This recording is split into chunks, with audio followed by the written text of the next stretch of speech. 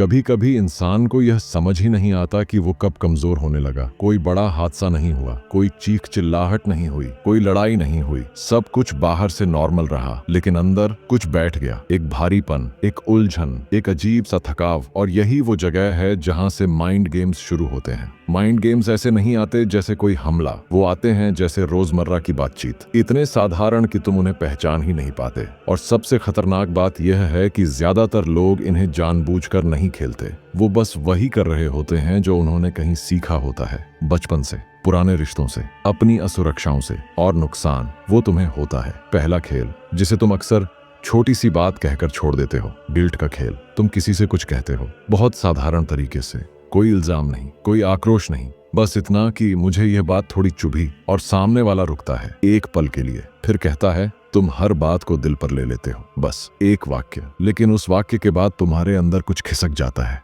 तुम कुछ नहीं बोलते, तुम बहस नहीं करते, तुम बस सोचने लगते हो, शायद सच में मैं ज्यादा सोचता हूं, शायद मुझे इतनी उम्मीद नहीं रखनी चाहिए थी, शायद मेरी ही एक्सपेक्टेशन गलत थी। ध्यान देना, वो तुम्हारी बात का जवाब नहीं दे रहा, वो तुम्हारी फीलिंग को एड्रेस नहीं कर रहा, वो तुम्हें जिम्मेदार बना रहा है तुम्हारे ही दर्द के लिए। और तुम, क्योंकि तुम बुरे इंसान नहीं हो, क्योंकि तुम खुद को समझदार समझते हो, तुम गिल्ट उठा लेते हो धीरे धीरे, चुपचाप। अगली बार जब कुछ चुभता है तुम बोलते नहीं, तुम खुद को समझाते हो, छोड़, छोटी सी बात है। और यहीं से तुम खुद से दूर होना शुरू करते हो, क्योंकि जिस इंसान को अपनी ही फीलिंग को दबाना पड़े वो अंदर से टूटता है बिना आवाज किए। दूसरा खेल, कंफ्यूजन का खेल। ये खेल बहुत शांत होता है, इसमें कोई बुरा शब्द नहीं होता, कोई गुस्सा नहीं होता, बस इनकंसिस्टेंसी होती है। आज वो पास है, आज बातें हो रही हैं, आज कनेक्शन है, कल कुछ नहीं, मैसेज सीन है, रिप्लाई नहीं। तुम फोन उठाते हो, स्क्रीन देखते हो, फिर नीचे रख देते हो, खुद से कहते हो बिजी होगा। 5 मिनट बाद फिर देखते हो, कोई जवाब नहीं।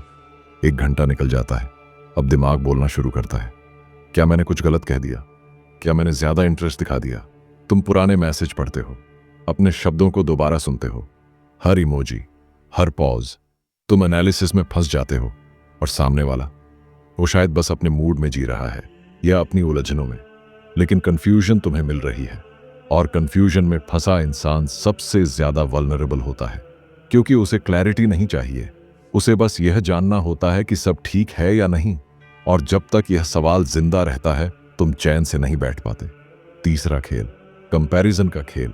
यह बहुत सटल होता है, कोई तुम्हें सीधे नीचा नहीं दिखाता, वो बस किसी और का नाम लेता है। वो देखो कितना मैच्योर है, वो कभी रिएक्ट नहीं करता, और तुम मुस्कुरा देते हो बाहर से, लेकिन अंदर कुछ टूटता है। तुम सोचने लगते हो शायद मुझ में ही कमी है। तुम अपनी रिएक्शंस पर शक करने लगते हो, अपने नेचर पर, और धीरे धीरे तुम खुद को बदलने लगते हो। अपनी आवाज कम कर देते हो, अपनी ऑनेस्टी कम कर देते हो। कंपैरिजन का मकसद तुम्हें बेहतर बनाना नहीं होता, वो तुम्हें अपने आप से दूर करता है। चौथा खेल, इमोशनल विथड्रॉवल। ये खेल सबसे ज्यादा दर्द देता है, क्योंकि इसमें सब कुछ अच्छा लग रहा होता है, हंसी, बातें, कनेक्शन, और फिर अचानक सब रुक जाता है। ना एक्सप्लेनेशन, ना लड़ाई, बस दूरी। तुम सोचते हो सब ठीक तो था, और यही सवाल तुम्हें अंदर से खा जाता है। तुम अपने दिन को उस अटेंशन से जोड़ लेते हो जो अब नहीं मिल रही, और जिस दिन तुम्हारी शांति किसी और के बिहेवियर पर डिपेंड करने लगती है, उसी दिन तुम कंट्रोल खो देते हो। पांचवा खेल, फेक कंसर्न। ये खेल मीठा होता है, मैं तुम्हारे भले के लिए कह रहा हूं, मैं बस ऑनेस्ट हूं।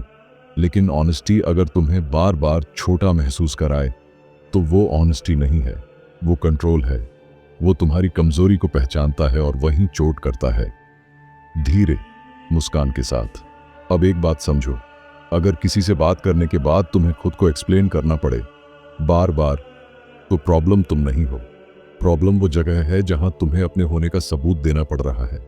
धीरे धीरे तुम थक जाते हो, तुम रिएक्ट करना बंद कर देते हो, बोलना कम कर देते हो, और लोग कहते हैं तुम बदल गए हो, पर सच ये होता है तुम एग्जॉस्टेड हो चुके हो। अब आखिरी बात सुनो बहुत ध्यान से।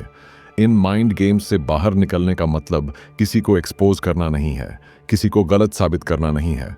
बाहर निकलने का मतलब है पहचान लेना।